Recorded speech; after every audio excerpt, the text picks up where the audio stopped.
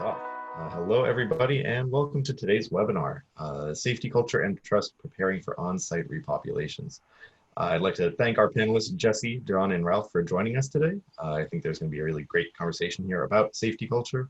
And just before we get started, you'll notice that in Zoom webinar, there is a Q&A functionality button down in your toolbar. You can use that to ask questions to our panelists, and that will be a great way for us to use those questions in our live Q&A in the last 30, 20 or so minutes at the end of the webinar. You can respond to each other's questions, and that way you can have conversations without us needing to address them. And you can also thumbs up the questions that you like, and we can use that to help guide us towards the conversations and questions that you're more interested in.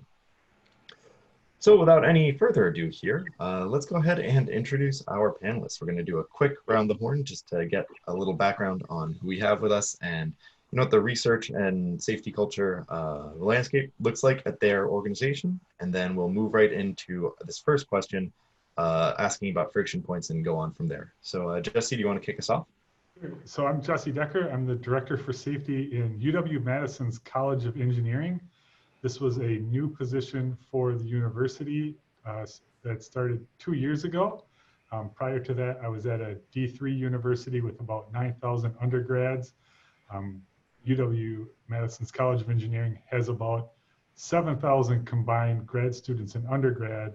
So I didn't take on less students, but I took on a lot more interesting challenges coming over here. They were really looking for someone to build up a safety culture, and it's been a lot of fun. I really enjoy this opportunity to meet a lot more labs and people in a face-to-face capacity than I've ever been able to do before. So I think things are great. I really enjoy this. Great. John? Hey, Jonathan Klane, John, Johnny, whatever. People call me whatever, it's good. Or whatever, Klane, that's fine. Director of Strategic Change in Safety Culture and Programs. Similar to Jesse, this is a new position. I've occupied it for almost a year now. And it's exclusively for the College of Engineering here at UC Davis. I had a similar position, not quite the cool title, back at Arizona State University, also in their College of Engineering, and did that for 7 years prior to here. And then a lot of background in consulting and training and the like. And most people just know me as the bald-headed safety or safety culture guy I have no idea why, but they seem to all know me that way. All right, and Ralph. I'm Ralph Stuart. I'm the Environmental Safety Manager at Keene State College in Keene, New Hampshire. Before I came here, I was at Cornell University in Ithaca to be the chemical hygiene officer there for about 3 years. Before that, I was at the University of Vermont for about 25 years doing environmental safety there. So 3 very different campuses. Great.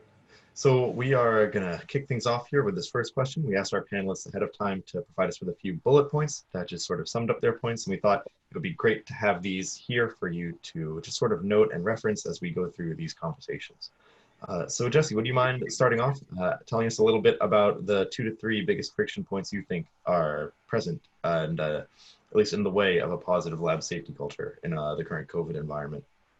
Sure. The one that came up right away and was actually very evident once I got back on campus was the time pressure.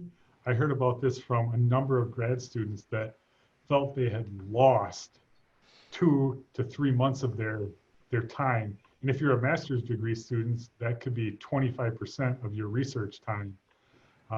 So now they really felt like they had to rush, spend a lot more time in the labs, and that type of action can really make general lab safety become a secondary concern for them in their hurry to get data that they can then analyze. The second one that I've experienced just walking through the labs is the focus on COVID safety as compared to actual lab safety. My example for this is I walked into one of our material science labs, and there were 2 students, great separation. The lab was all marked out perfectly. They were wearing safety glasses. They had their face shields on. They had a good mask, and they were wearing shorts and flip-flops. And so, my comment to them is, hey, over here, this part, that looks great. Down there, that's no good. And I had a pair of scrubs back at the lab, but I certainly don't bring extra shoes that I could give people. So I asked them just to stop and replace that. But people are so focused on the COVID safety in the labs that it can be hard for them to remember one more safety thing that they were always doing before this ever happened. And then kind of my final thing was that our PIs and chairs have a lot of concern now about how they are going to teach in-person classes and labs.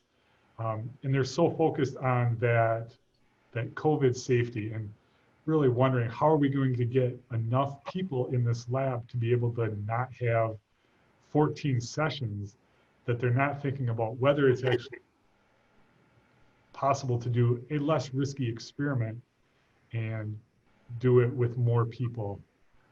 That's been an interesting one, simply because that's pressure that's being put on them from much higher on campus. It's not pressure just coming from me to do their work safely. There's pressure to get a lot of people through these courses.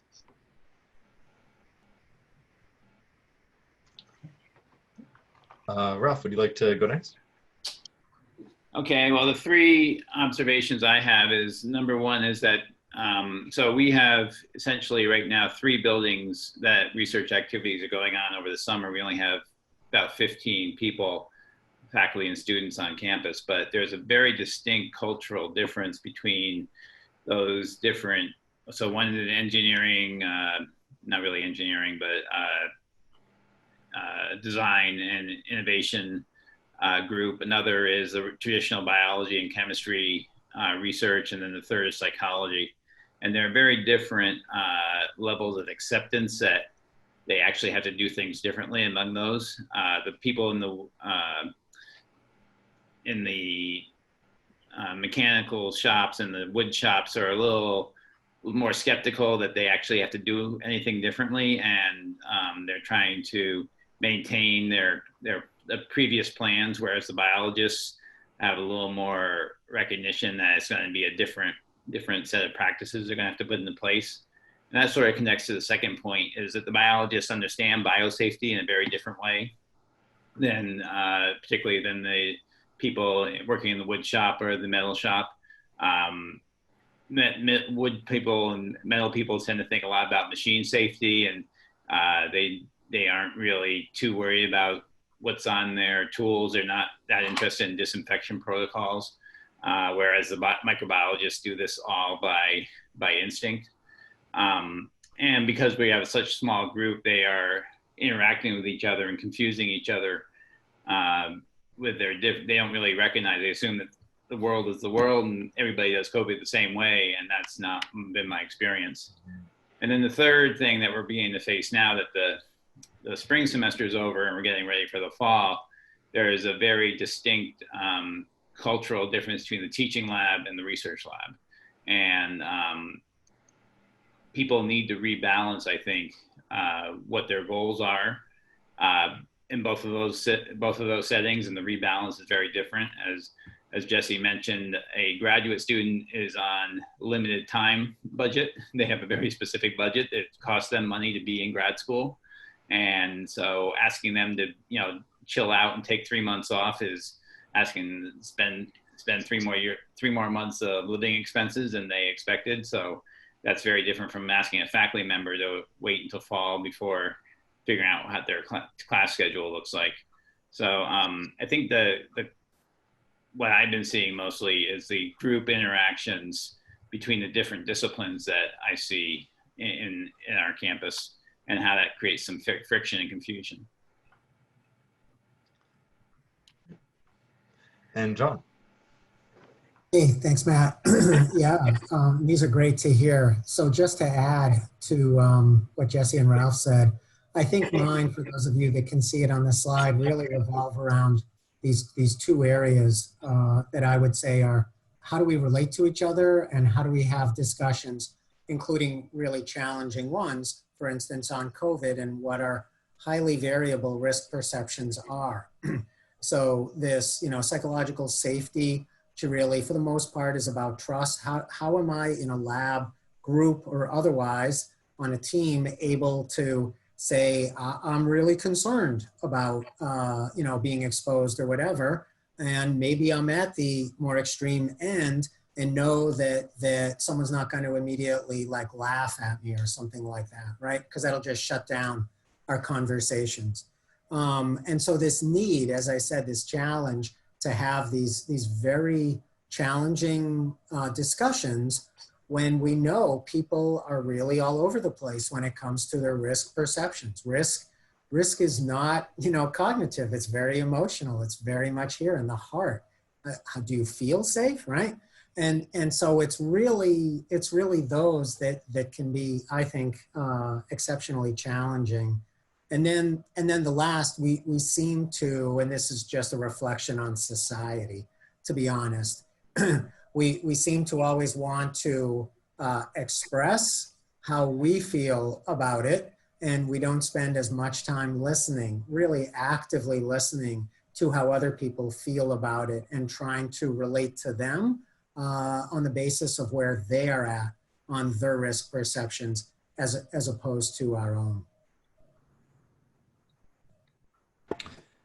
Yeah, that active listening has really, I think, come up again and again on these topics of these webinars, just continually reminding us that to overcome some of these really deeply ingrained beliefs and emotional responses to COVID and safety, we have to really make people feel heard and safe before they can be challenged in those beliefs.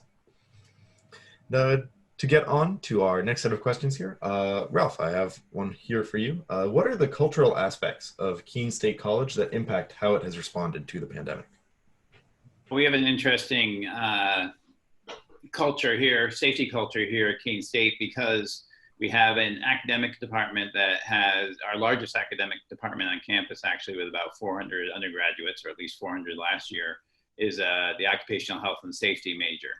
And so we have 4 or 5 CIHs in the faculty, and our current president is used to be part of the faculty there. She's actually an alumnus of this program. And so she's a public health person, and she is leading the University System of New Hampshire's COVID response group.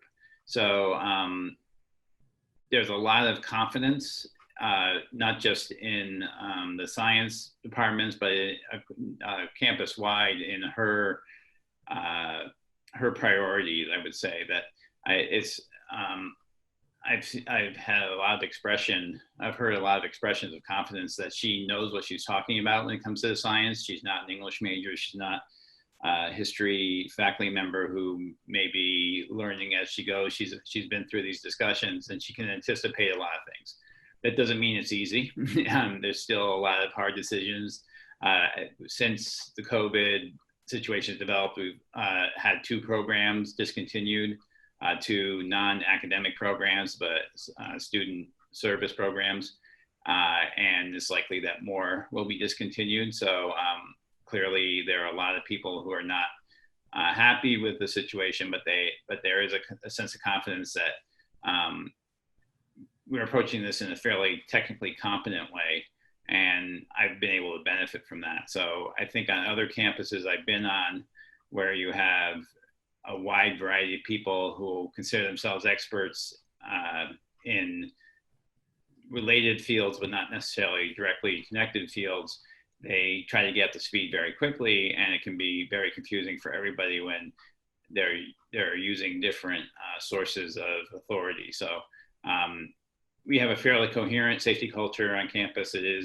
Safety is a clear concept, both operationally but also academically, and that's been something that I think has been a benefit to us here at Keene State.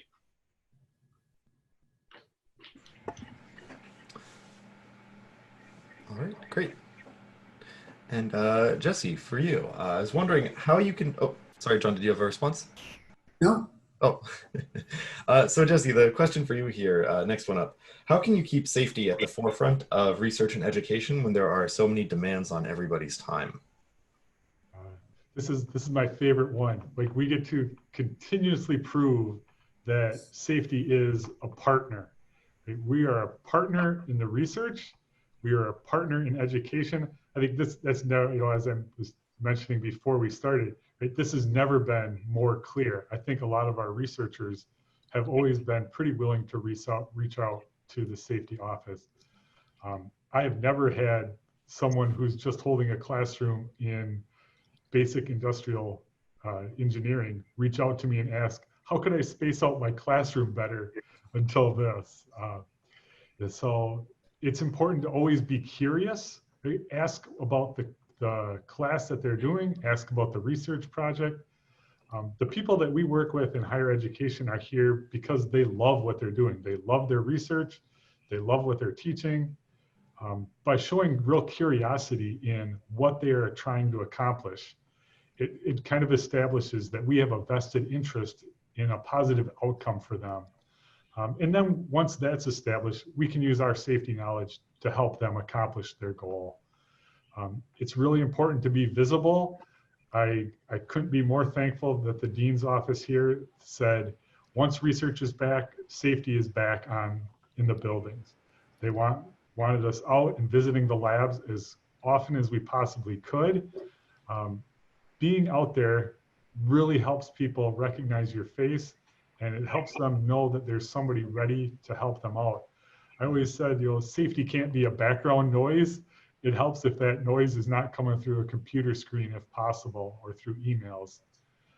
When people have a face to put with safety, it becomes a much more personal experience for them. And I think that's just absolutely key to growing a good safety culture within the institution. My last one might be a bit of a controversy to some people, but I do not stress compliance. I stress safety. I never use compliance as a reason for why a lab needs to change or do something. We always stress, why is that a compliance goal? Here's the underlying safety behind that. If I'm asking somebody, you need to have a chemical hygiene plan, well, that's a lot of work. Why should I do that? The reason is you can pass all this information along to the next group. This is a clear guidance for how you're going to do something safely. That's really, there's not a lot of compliance about how to be safe during COVID.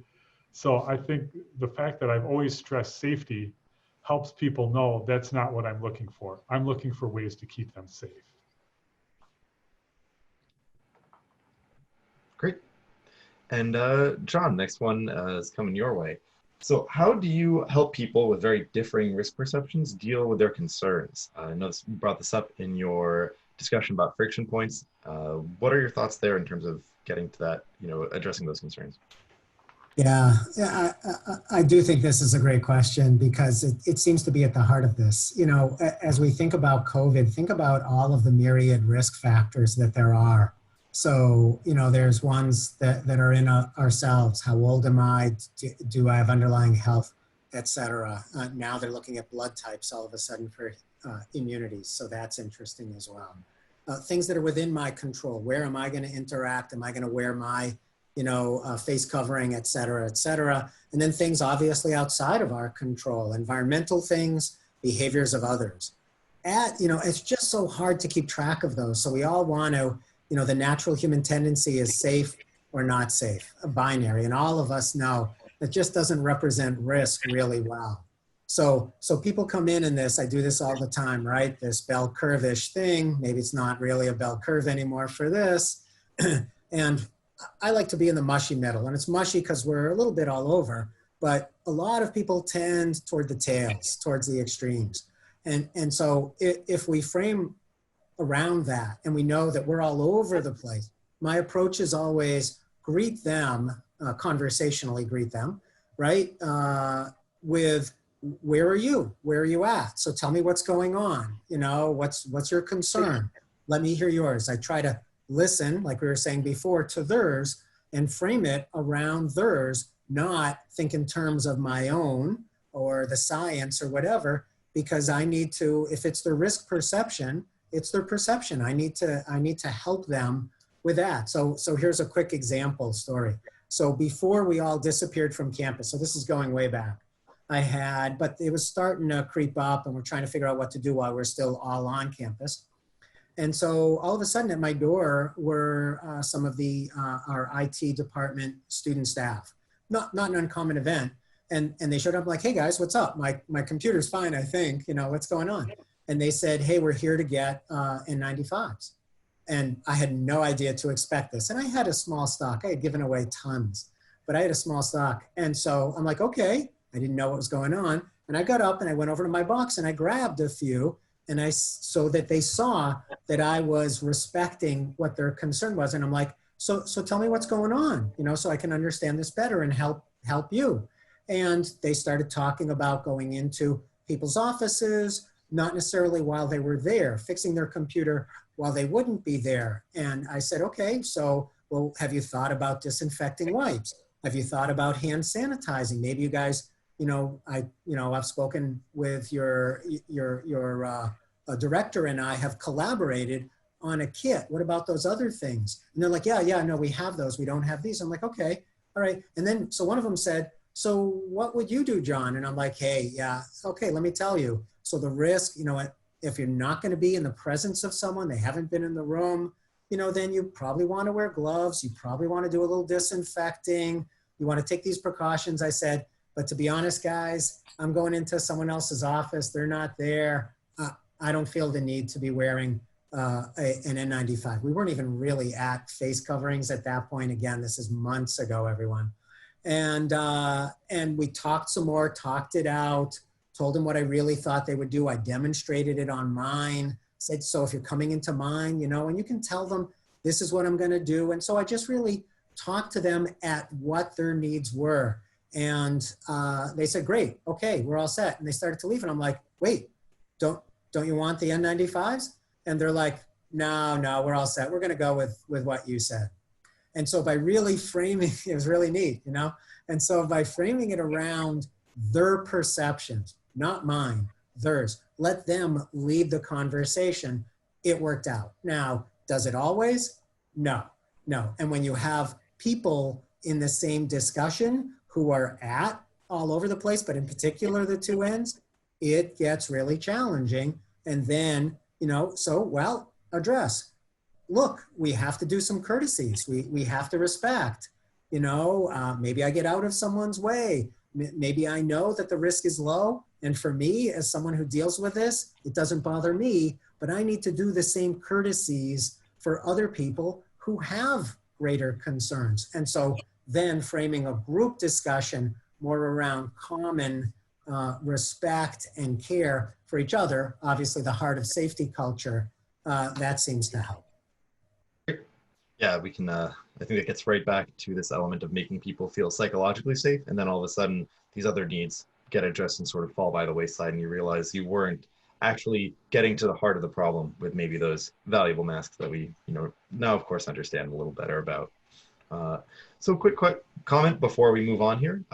Seeing that a few people are already using our Q&A feature, I just wanted to remind everybody to go ahead and make sure you type your questions into that little Q&A box down in your Zoom webinar control panel. That will make it a lot easier for us to sort through the things that you'd like to have answered so that we can discuss those in the live Q&A portion of our webinar. And you can also type responses to each other's questions. And as some of you have figured out, thumbs up the questions you're most interested in, so that way we can see the things that you would like us to address the strongest. Right, and getting on to another question here. This one is for Ralph. I was wondering if you could share one of your examples of a particularly successful recent COVID-related effort to nurture a more positive lab safety culture.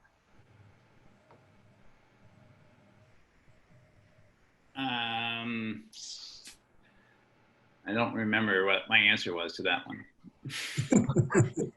The reason, I'll answer the different one, which is the one that's in the Q&A box right now, about what are some effective methods you found encouraging departments to manage their own COVID-19 health and safety to avoid having EHS act like the police. and lose the trust. So that's a topic that's come up for me here in the last few days. And what I've noticed is that the emotional dynamics of the situation is very similar to what I experienced in the late 80s, early 90s around indoor air quality. So in the indoor air quality situation, before we knew to measure carbon dioxide and ozone and all the standard things, we were routinely, EHS was routinely being called into situations where a particular worker was having a perception of a health or safety problem where their supervisor was not convinced there was such a problem. The problem was often related to a building issue, which was beyond the scope of both of their responsibilities. So there was a lot of confusion. And so I think we have a similar situation when it comes to COVID today. The problem arises outside the scope of the managerial relationship between the employer and the employee, but it puts a lot of stress on both the employer and the employee. And after many years, 5, 7, 8, or 9 years of heartburn and stress among everybody around indoor air quality, the health and safety groups finally began to coalesce around a fairly common set of steps to take, number one, take the issue seriously. Number two, identify protocols for doing building inspections that would help us identify problems. Often problems are found. In my experience at UVM, I would say half the time I was able to identify a specific facility problem that was leading to the issue. And the worker who was having the issue and the manager who was managing the employee may or may not know anything about the problems that we found and resolved. And that to me has a similar COVID connection. And the third step that we found after we did the building inspection was to start doing some air quality monitoring. And specifically CO2 was the one that I went to most at UVM. And so I think that's a missing piece for EHS right now. We had discussion this morning at the University System, New Hampshire level, talking about how are we going to position the EHS department to be a partner to all the different parties that are busy making decisions right now and addressing the different risk perceptions that John mentioned. And it just occurred to me in the last 24 hours that maybe CO2 measurements is one way of doing that. So I have a question about a particular classroom where I think 8 people is an appropriate number and the faculty member thinks 12 people is an appropriate number.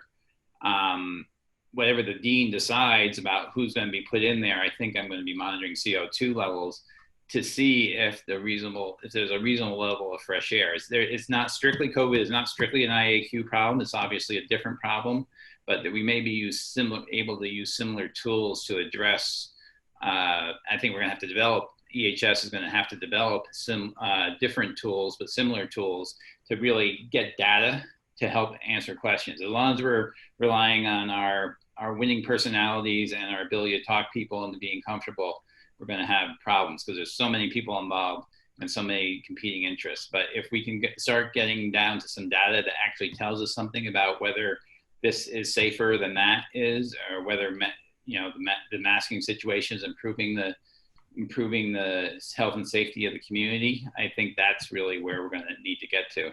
And I think we're 6 months to a year away from that, but I think that's something we have to pay attention to. Yeah, setting yourself up for this upcoming 6 months or a year is really going to be, I think, the critical kind of deciding factor in building that long-term relationship where people will be interfacing with safety just to a much greater extent than normal, certainly.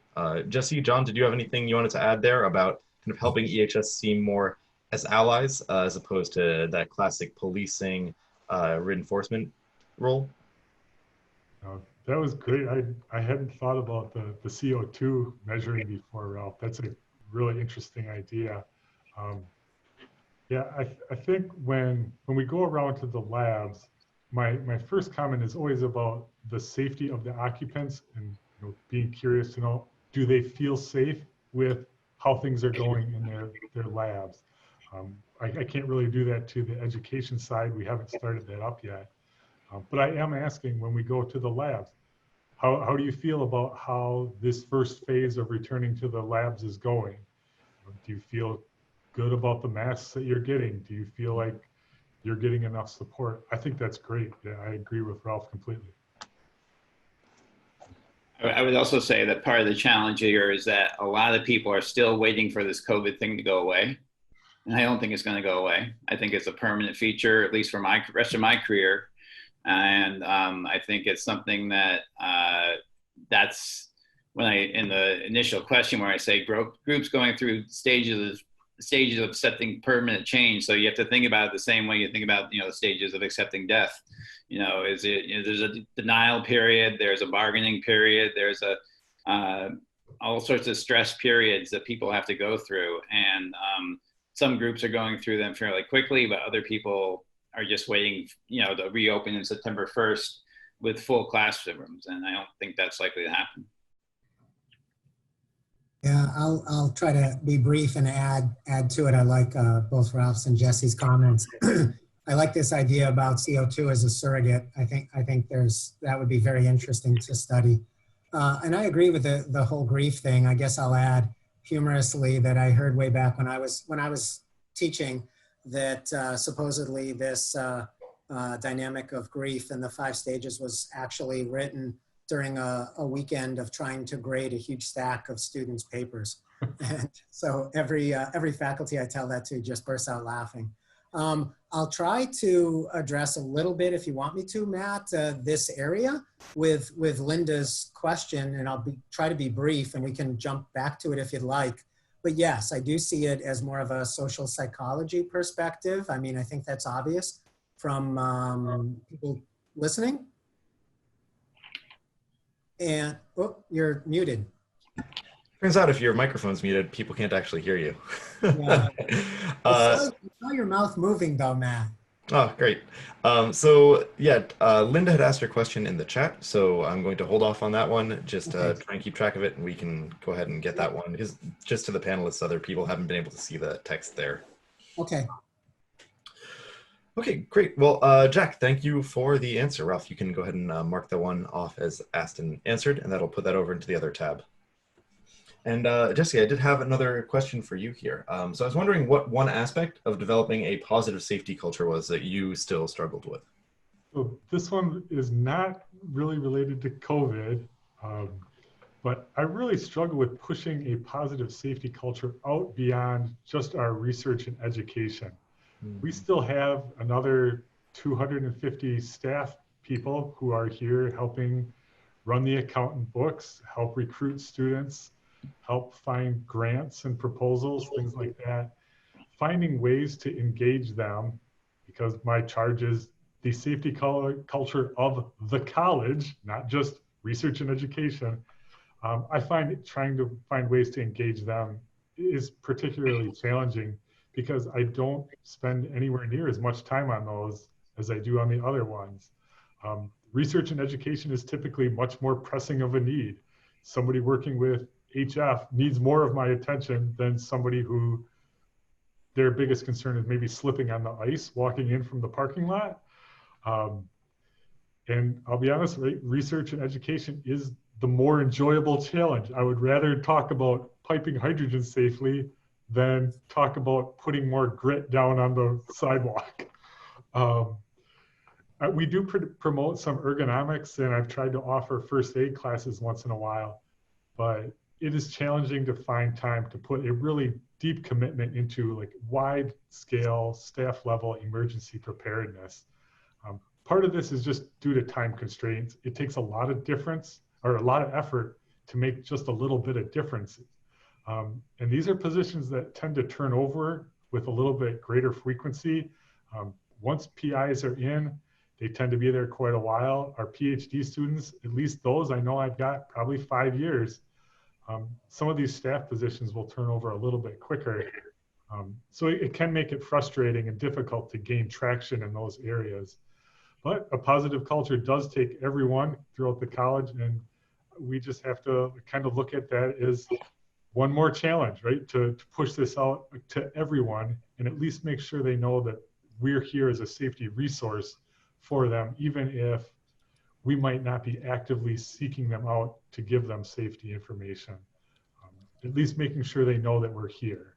is probably the best that I can hope for, probably for the next 6 months at least. And I think we have enough time here for one more quick question before we jump to the live Q&A. So John, I was wondering if you could briefly tell us about a trust harming event that has happened at your organization, and then what you did to approach healing it. Yeah, it's a good question, Matt. Thanks. I'll try to be brief. So I'm going to throw myself under the COVID-19 bus, as it were. I'm the person obviously writing and setting a lot of guidance. And in 3 different email discussions with 3 different chairs, they all expressed concerns for my judgment. And one thought my bathroom guidance was, I'll just politely say, too watered down. A second one, separate from that chair, so let's call him chair number 2, also thought my toilet risk assessing stunk, pun intended. And the third chair, thankfully it wasn't about the bathrooms, said that an example SOP I sent for their work, which was really very much a non-lab lab, was, quote, nonsense, over the top, and did not follow the science. But full disclosure, I didn't write the SOP. A PI had actually written it. I had approved it for them. So what did I do? For the one who sent me a very long email about all of the risks for flushing the toilet after number 2, I respectfully read all of the articles, and I did an email reply very, very respectfully summing up each of those articles, and wherever I could find it, I agreed with him. I said, I totally get it, totally agree with this point, this point, this point, this point, etc. He thanked me. He said he still had very strong concerns, and then he made a great offer, right? He said, hey, if not policy, can we issue some type of guidance? And I'm like, bang, yes, guidance is easy. So I said, here's a draft. What do you think of this? He replied back, hey, that's really cool. If you don't think it's too confusing, could you add these few words? I didn't think it was all confusing. I added them, sent it back. He was like, this is fantastic. So I went from, he didn't trust my judgment, to now, we're, like buddies. The other chair, who also thought the bathroom guidance was, there's just too many possible jokes, was not so great. That chair then sent me another one, super, super polite, but John, I'm really strongly concerned. So now I was able to say, I just worked with this other chair and we collaborated, and here's the statement we want to add.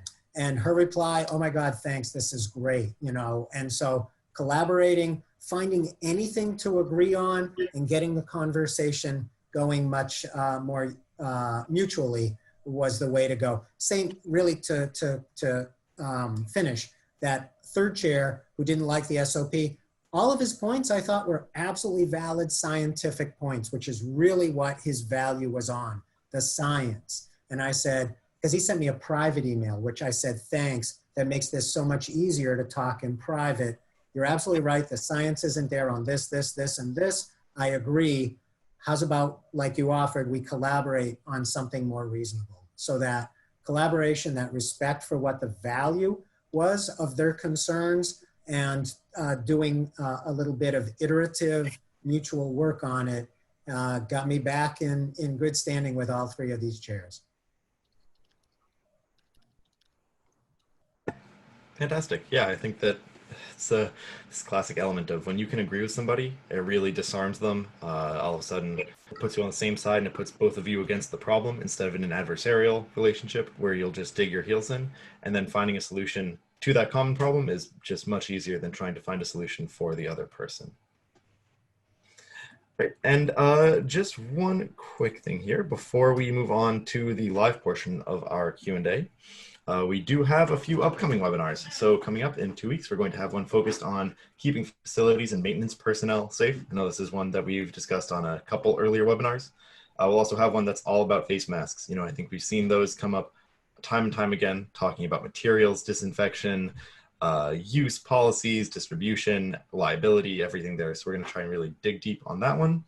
and also focus on coronavirus disinfection. So strategies, technologies, tactics when there's an active exposure, when it's just sort of passive everyday disinfection, what we'll do there as well. And I'm going to launch a poll quickly here. So these are the community connection webinars. We really rely on you, our attendees, the community, to participate in these and help keep them going.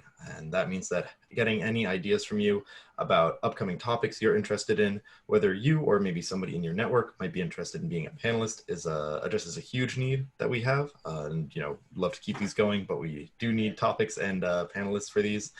And in addition to that, we are considering having a Slack community, just a place for everybody to chat in between when these webinars happen. It seems like there's a lot of back and forth, and it would be great to have a place where those questions can get addressed that isn't just a 1 hour block every 2 weeks or so. And while that is going on, I'm going to go ahead and switch over to the Q&A. Do another quick reminder to our attendees that there is a Q&A box down in your Zoom webinar toolbar, and you can go ahead and ask questions there. You can thumbs up the questions you find more interesting to float them to the top for us to address, and you can respond to each other's questions. If we're not answering one that you're particularly interested in, or that one where you think you have an answer to it, go ahead and type that, and you can have some really great back and forth while we are answering the ones that we are actively addressing. All right, and without any further ado, we can get to this top one here. John, you noted that you wanted to answer Judy's question here. I can go ahead and read that out for everybody. So Judy says, my department generally has an open door policy so that PIs, lab personnel, faculty, and staff can come to our office and we can answer their questions or at least direct them to people who can. We've lost this sort of connection during COVID and working from home.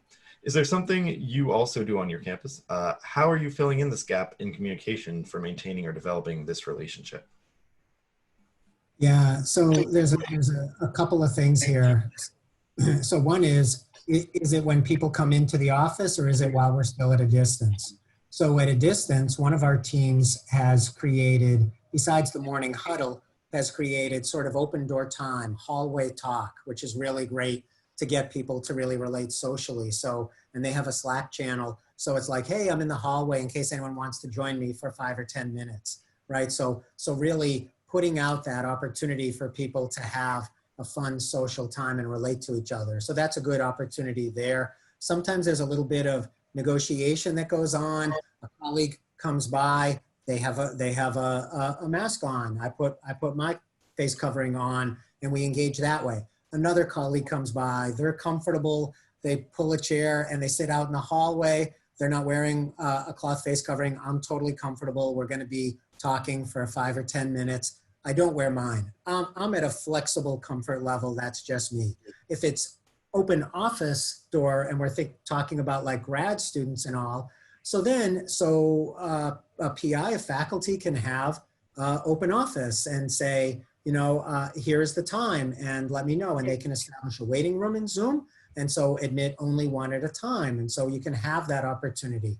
If it's a grad student research lab, they're on campus, the PI is also on campus. Now they need to do that dance, that negotiation of what the comfort level is. So let's take it to the extreme. They really want a hard barrier. They really want a closed office. One of them, at least one of them does. You got to default to the more conservative, right?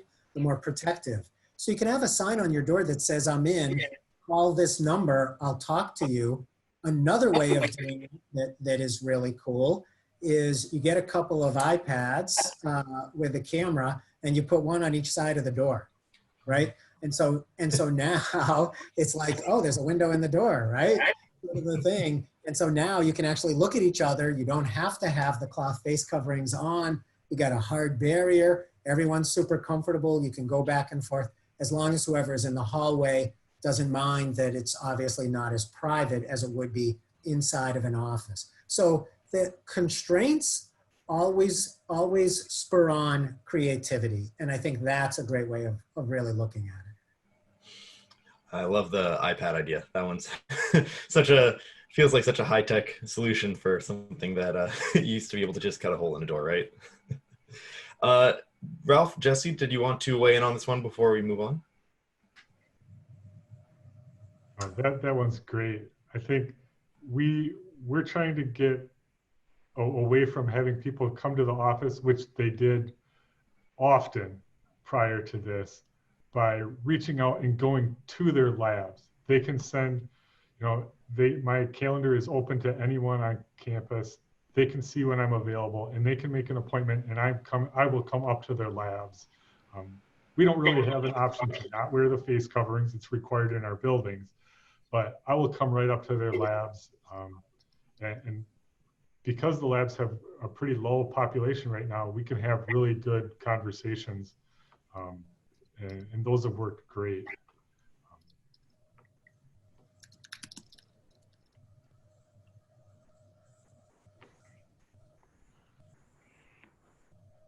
Okay, great.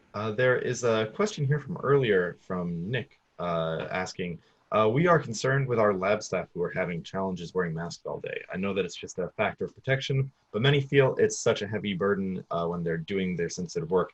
How can we help our staff cope with these protections and still feel like they can perform their work? And Ralph, it looks like you had an answer here. Would you mind sharing that one to kick this one off? Yeah, this is something I'm very concerned about. I think it's easy for particularly people who work in laboratories with very specialized equipment to expect to go in and camp out in a lab for 4 or 5 hours at a time running their work. And if you're wearing a mask during that period, I expect you to be accumulating a lot of CO2 in your body. You're going to get tired physically, you're going to get tired mentally. And I talk about that up front. So we do have if you want to come into our spaces right now, you have to go through a training, which I provide. And I do talk about the downsides of all PPE, but particularly masks. Not only do you have CO2 accumulation, you have heat accumulation, you have potential contamination of your mask, you have a harder time communicating with other people because they don't know you're talking to them because they can't see your mouth moving, and your eyewear will steam up. So I try to, for all PPE training I try to acknowledge the downsides of PPE up front. I also try to be careful not to say PPE. I say community protective equipment, not personal protective equipment, because masks are not personal protective equipment, they're community protective equipment. But the bottom line of this is that I recommend that people plan, when they start their day, plan on taking at least a 15-minute fresh air break every hour, an hour and a half. I don't think people should be planning on coming in and spending 4 hours in the lab straight through wearing a mask the whole time. And I think that's something we have to acknowledge up front and make sure that not only we tell it to them, but their PI tells it to them. Because fortunately, the research we have going on our campus right now is biological research where they need a 2 or 3 hour period every day rather than a 8-hour period on Monday, and they can go home and collect data or analyze data. The kind of research we have going on is conducive to half-day work and then going home. So, but I think you have to, again, ask the PIs to rethink the process that they're asking people to do in a COVID world. And wearing masks is an important piece of that.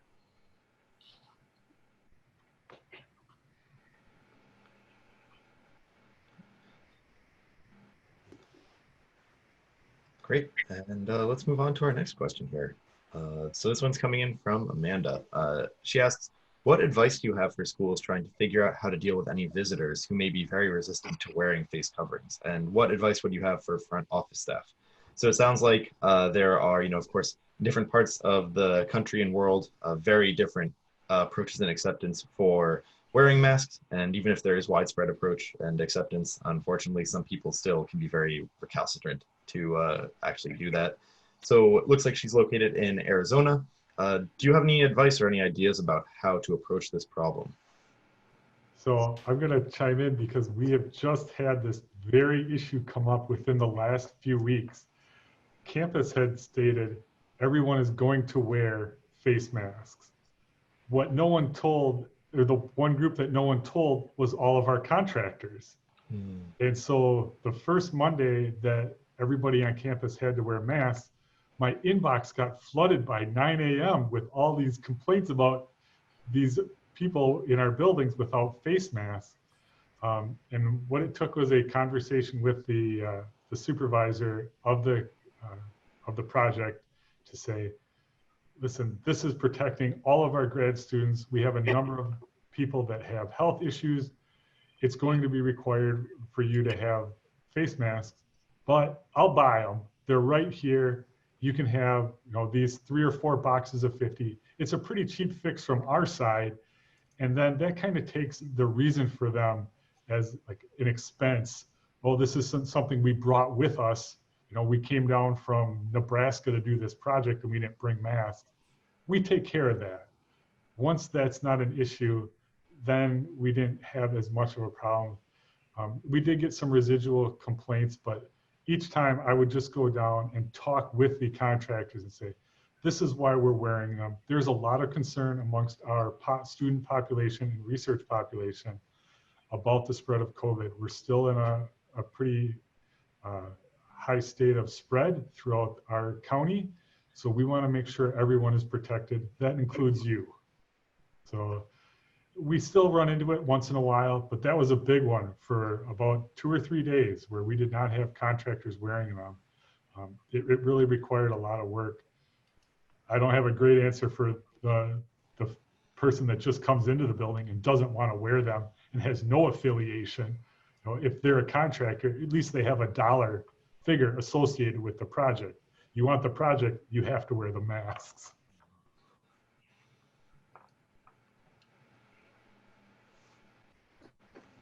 Ralph, did you want to add to it? Fortunately, I'm in New Hampshire and mask wearing got a slow start, but it's getting pretty common here. We've had no problem with contractors refusing to do it because they're used to it in all their workplaces, all the workplaces they visit. I had a biosafety cabinet certified this morning, and the guy was wearing a mask when he got here. I asked him 2 or 3 health questions. I said, I have to do this. And he said, yeah, I know. And so it was pretty straightforward. I will say when it comes to enforcing policies on campus, EHS, I've never been in an institution where EHS has enough resources to do that. But there is a department, campus safety, police, whatever they call it, and they are used to dealing with these kind of situations. So I would partner with them, get advice from them, and make sure that they are on board with what your needs are, and they're going to probably take the lead on those kind of situations. Yeah, it seems like a great opportunity to, again, reposition things as, hey, we're both here against you being removed from the campus by the police, so let's get a mask on you and let you go about your day. All right, and John, did you have anything you wanted to add there before we move on? Yeah, I'll be really brief. Having worked at Arizona State and now at UC Davis, the 2 states are very different, I think, as all of us know. We did, similar to Jesse, we just dealt with this here. And one of the things we're doing is using as much signage as we can. So you're entering one of our buildings, here are the expectations. Please, for the benefit of everyone, please take these. This office, to enter this office, you must be, blah, blah, blah, wearing one of these. And the way we're trying to frame it is always around care for the most vulnerable. We don't know who is the most vulnerable. It's not something we're, overtly always discussing. We just accept that a lot of us have greater risks or are with people with greater risks. And so the way we're trying to frame it is really for the protection of the most vulnerable amongst us. Everyone's expectations are that we will all contribute to this. So again, it's surrounding it by of course, culture, safety and health culture. All right, well, so we are at 4 o'clock here. That's our scheduled webinar end time. And it looks like we have one more question here. So we do ask our panelists if they're able to stay on for an extra 15 or so minutes or until the questions are done. And of course, if anybody needs to leave, we completely understand that and have had people sign out at this time in the past, and just want to give our panelists a huge thank you for their time and for finding space in their schedules to share this information with us. And with that, let's go ahead and see, are all of you able to stay on for a little bit longer just to address these last few questions? Yep. Right, fantastic. So it looks like we've just got one more here. John, if you go ahead and mark done on your Q&A panel, we can move Judy's question over to the answered tab. And I think everybody should be able to see those as well if you'd like to keep the conversation going there. And we have one final question here from Marcus. He is wondering, should the campus EHS COVID safety guidance or directives be more restrictive to the guidance and directives by the state public health authorities? And there have been a few comments looking at sort of state-specific situations and comparing that to what your personal organization's standards are. But I think that question speaks a little bit as well to that element of judgment and wondering how much state resources can be trusted. Well, OSHA's guidance tends to indicate that the employer has responsibility for the health of its employees, regardless of what's going on in the community. So I think that, and I don't know of, well, I'm in New Hampshire, so I have a pretty straightforward situation. I think it might be more complicated elsewhere. So we just dealt with this in a guidance document where I had to help people understand how things are framed. You have overarching ones. So say like, CDC and then state of whatever, in our case, California, county ones, and then you get to campus and it gets smaller and smaller and more specific so people could know that. And we all know we have to be at least as restrictive as above us. Now here we have a situation where Yolo County, the last time I heard or checked, was requiring face coverings anytime you're indoors unless you're in your own private office with the door shut. Well, so if you have a large administrative office area, picture 30 by 30, 40 by 40, and you have two people and you can put them at opposite ends and you can put up plexiglass. I think most of us from a risk standpoint would say, as Ralph was saying, there's a downside to, we'll call it CPE, community protective equipment, and it's probably not necessary. You can probably take probably out of my last statement, right? And so campus is, pushing back, but we recognize that this is required. So I had to have a conversation with all of our departments about this and let them know, while campus doesn't necessarily agree, we politely disagree, and we're trying, we are handcuffed to, obviously following the county requirement. And it gets really tough again, because everyone's all over the place on risk perceptions. So we will see how this all plays out. Yeah. So we would have the exact opposite state here in Wisconsin than Ralph, right? We have almost no requirement to wear face masks at any point. So the university is already much more restrictive than almost the entire rest of the state of Wisconsin. Some businesses do require them. Like if you're going to the barber shop here in Madison, you do have to wear a face mask, but not to the grocery stores or the hardware stores, anything like that. So we already are more restrictive. To me, this is much more about looking at, or do I have to make a lab or an educational room more restrictive than what campus is even saying? And to me, that's very much down to, are they going to be in much closer contact? Are they going to be 3 feet away? That's the only way they can do this project. Then yes, then we should be more restrictive than just, we have to wear face masks. It needs to be more restrictive. But realistically, I think that we make it much more situational. I don't like to just do a huge broad spectrum paintbrush if we can help it. I think we're all encountering some of these strange instances where the virus is the same across every state, but some of these guidelines are just very different. And it's hard to suss out really where is appropriate behavior in some places. Agreed. Great. And then it looks like we have one more question here from Jill Parrott asking about any thoughts on using plexiglass dividers in classrooms and teaching labs in particular. Is this something you all have considered or encountered?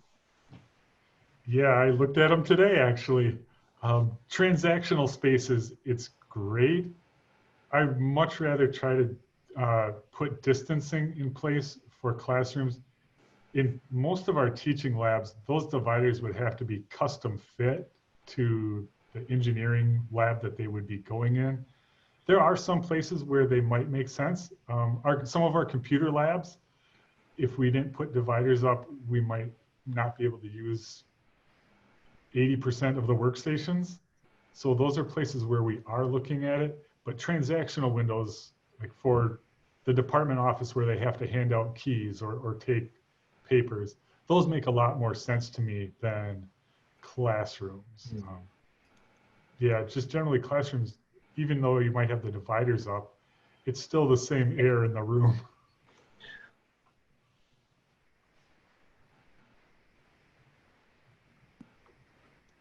Great. And it looks like we have one more question here from way back in the chat. I think some of you may remember when I was muted earlier. This is a question from Linda to John. She writes, John, you seem to have or seem to approach safety from a social psychology perspective that doesn't get taught in disciplines that prepare folks for careers in safety.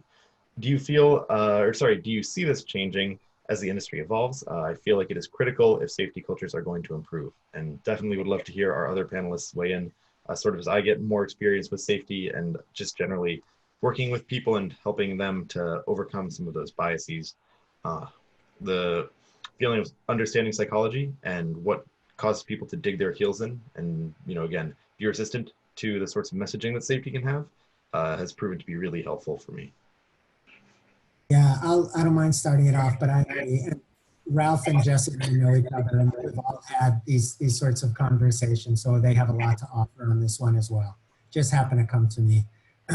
And totally agree. A few quick things. Did a study quite a while ago on the need for more interpersonal communication skills amongst the EH&S professionals. No surprise whatsoever. It's what I call one of my sort of research things where you get the obvious answer that yes, 99+% of the EHS professionals surveyed all said the same thing. Absolutely see the need for it. Very few of us got it in our formal programs. Did a survey of the formal programs, look at the, like 182 EH&S related programs, and very few had anything required on interpersonal communication. How do we relate to people? Safety is a people issue. So as Jesse has said, as Ralph has said, as you have said, Matt, we all know it's absolutely about working with people, and that makes it tough. It makes it a great challenge, to do that for all of the obvious reasons, not just because sometimes, as health and safety people, we have spent a lifetime focusing on the hard technical and not as much the soft skills. I'm on the search committee for a new chemistry safety manager. What were they looking for?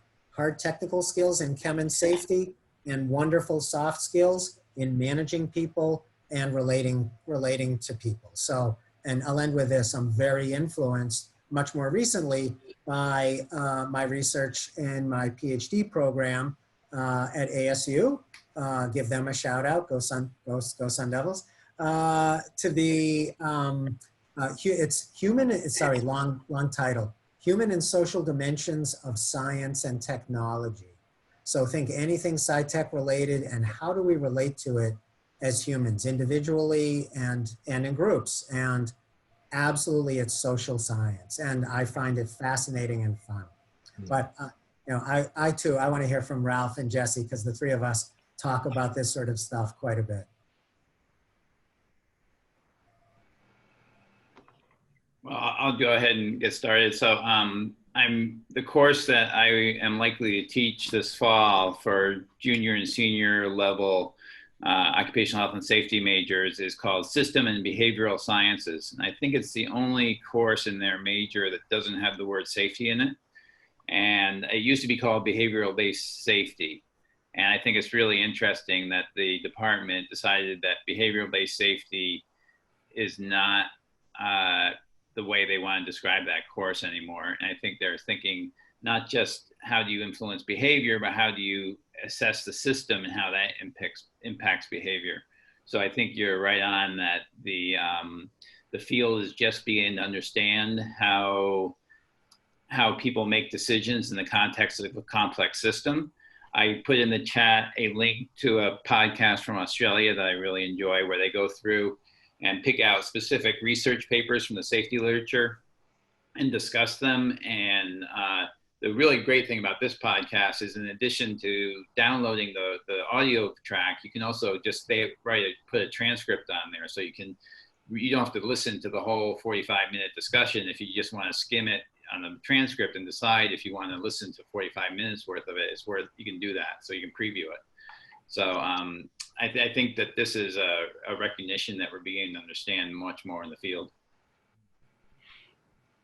Yeah, I completely agree. I gotta tell real thanks for that podcast. That was one I hadn't heard of before, so thank you. I've got a 50-minute commute every day, so I'll be happy to pop that one in. Yeah, I think that the fact that we spend so much of our educational side of getting to where we are, learning about all the codes and the safety and how we are supposed to manage safety, really gets lost in the fact that we now have to tell people about it. Transferring our knowledge to others about how to keep themselves safe can be a real challenge, especially if they don't share the same level of risk concern that we have. It's one thing to tell somebody that what you're doing is unsafe. It's a completely different thing to tell someone it's unsafe in a way that makes them appreciate that it's unsafe. And I think that the more education we can get on how to make ourselves better communicators, we'll be more effective in promoting a positive safety culture in our institutions. Matt, can I add 30 seconds to this? So to make sure I fully address the question by Judy, how is it changing? So I was on the SHEMA conference proposal committee. So pre-COVID, we looked at really closely, and we've seen this trend, and I think it's going to continue. A lot of emphasis, a lot of proposals coming in, a lot of very good ones on how do we do a lot more of these soft skills? How do we do that? So I think, as Ralph and Jesse are also saying, there's a lot more attention to this that a lot of us are really recognizing, and that's one way that it's being reflected. And I've seen that a little bit as well in some of the other professional associations. I'll also just sort of say, in some of my earlier research about how safety is done in very different organizations than the laboratory, that big focus on personal safety, on this idea that nobody wants to be hurt, and then again, relating back to self-interest is just a very effective way to help people see the side that you're coming from in terms of helping them stay safe and getting their buy-in. That looks like, Ralph, you'd like to answer Lisa's question here, so let me go ahead and read that off quickly. So Lisa would like to know, what are your thoughts about students in a lab for 3 hours without masks, even if they're maintaining physical distancing, and then how confident are you of your HVAC? So the reason I volunteered to answer this one is I don't think this is an HVAC question. The HVAC systems are built to control chemical concentrations, not virus. In teaching laboratories, you usually have 6 to 8 hoods in a very small space, and you have 35 or 40 air changes an hour. It doesn't mean that anything about how the virus is being captured by the ventilation system. So people not having masks in a laboratory for three hours, you have very directional airflow towards the fume hoods, assuming you have a collection of fume hoods in the lab. And I think you have to think about how a potentially infectious person would be shedding virus in those situations. But even more important to me in those situations is all the shared material, all the shared instruments. So people are going to be working with the GCs or the IR infrared spectrometers, and so if you have different people touching the same surfaces on a routine basis, and one of those people are infected, then you're going to have many people be infected. Most of the organic chemistry faculty I've heard from over the last month are thinking of alternate week sessions where students would only come in every other week and they would be given data from the weeks they aren't in the lab. They are pruning their curriculum significantly to focus on the skills that they actually want people to develop: pipetting, weighing on a balance. They're not trying to teach science in the lab. Those are the people that are talking to me. Obviously, there are a lot of people that may not have given up that goal yet, but they're trying to teach manual skills in the laboratory. And I think that's a really interesting shift in perspective. And actually, there was an article in the Journal of Chemical Education a couple of weeks ago, I think, where somebody pointed out that if one of your goals is to create manual skills in the laboratory session, having people take quizzes on the science distracts from that goal. That the more you quiz them on the science, the less they will learn about how to pipette and how to weigh things on balances and things like that. So I think we're going to see a really interesting shift, at least in the chemistry laboratory education process. It may take a couple of years though. Yeah, I think that speaks also to these bigger concerns and thoughts we have of after COVID is over, maybe when you have a vaccine, developed herd immunity is there, how will we realize we've been doing, teaching safety, teaching science, this everything differently when you've really been forced to whittle things down? You realize, oh, do I need to whittle this back up, or glue this back on? And I think those are the times when I get very excited about thinking about the ways our world are going to change. So Ralph, thank you for your great answers. John, Ceci, thank you as well. Huge, very silent round of applause to our panelists here for their time and their expertise. Thank you to all our attendees who joined and asked these great questions and took our poll earlier to help keep these going. Really appreciate having you all here and hope to see you in 2 weeks to talk about facilities and maintenance personnel. So have a great afternoon, everybody, and a lovely weekend. Thank you. Thank you. Thanks, everyone. Thanks, Matt. See you, Jesse. See you, Ralph. Bye. See you later.